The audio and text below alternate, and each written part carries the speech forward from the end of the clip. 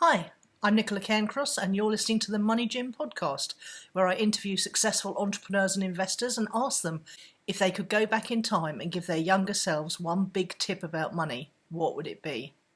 I really hope you enjoy the show.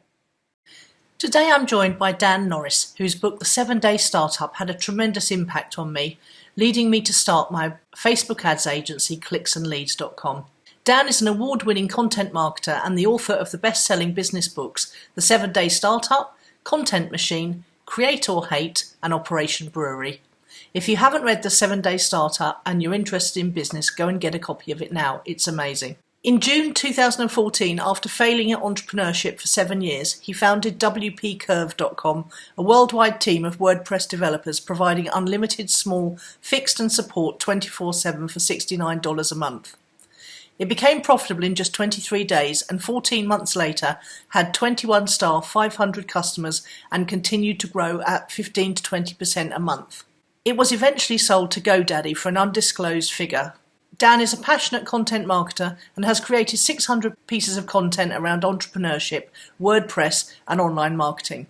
In 2013, he was voted Australia's best small business blogger by the readers of Telstra Smarter Business Ideas magazine. In 2014, Dan released his book, The 7-Day Startup, which became a top 10 bestseller in 3 Amazon categories and has changed the life of entrepreneurs across the globe, including myself. So tell me about your business money. Have you always been good with money? Have you always been terrible with money? What have you had to learn about money and running a business and all that stuff? Well, I've always been terrible with money and I'm still terrible with money. In terms of, I don't know how to answer this question. The only thing I would say in terms of a business, which makes it infinitely easier, is to build a predictable revenue business. And it just makes absolute, and in our case, recurring revenue is the best option if you can do it. You can't always do it, but that just makes absolutely everything easier because you can plan everything. You can hire before you need to because you know that revenue is going to grow next month. And I was hopeless with the inconsistencies of running an agency.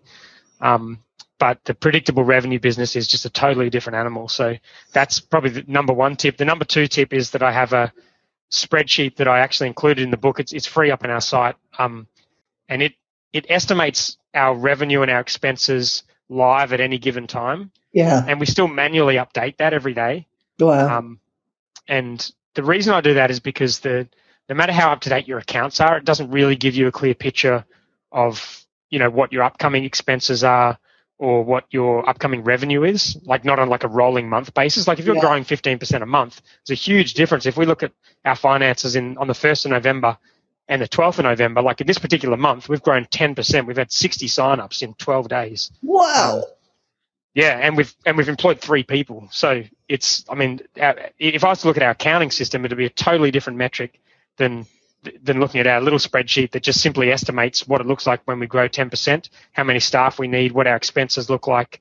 And we're continuing to use that spreadsheet. I've used it from day one, and I continue to use that. And they're really the only 2 slightly organized things we do when it comes to money, as well as having a good accountant and a bookkeeper and keeping the books up to date. Yeah, you got to have your back covered there. I'm a big fan of weekly cash flow forecasts that you update weekly at the very minimum, and the fact that you update yours daily is even more inspiring because as a business founder you have to have your finger on the pulse every single day, don't you? You can't wait for a month.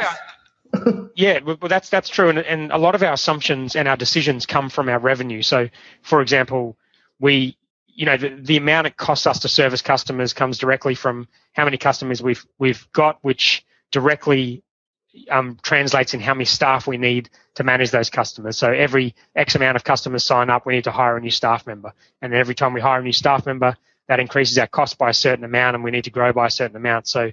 And again, every time we hire a new staff member, there's a direct cost for a whole bunch of systems that we pay per staff member. So all of that kind of stuff, literally, if we're hiring once or twice a week, or if we're signing up 10 or 15 customers a day, which at our absolute best we will do, then this kind of stuff, you really need to have a really good handle on this sort of stuff, and an accounting system doesn't really give you that. No, it doesn't.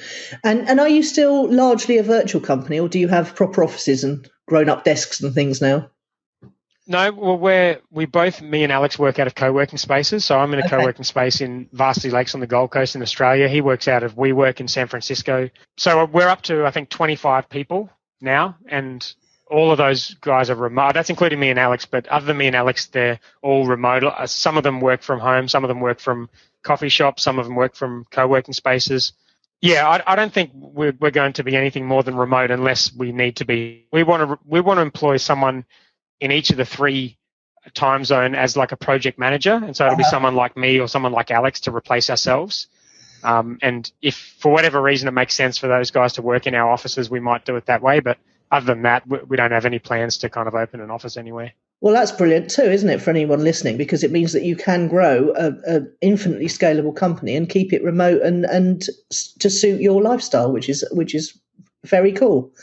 Well, that remains to be seen. We've gotten as far as, I think, 650 customers, and I think we're up to 50 grand a month or something. But that's very far from infinitely scalable. So we'll see how far it takes us.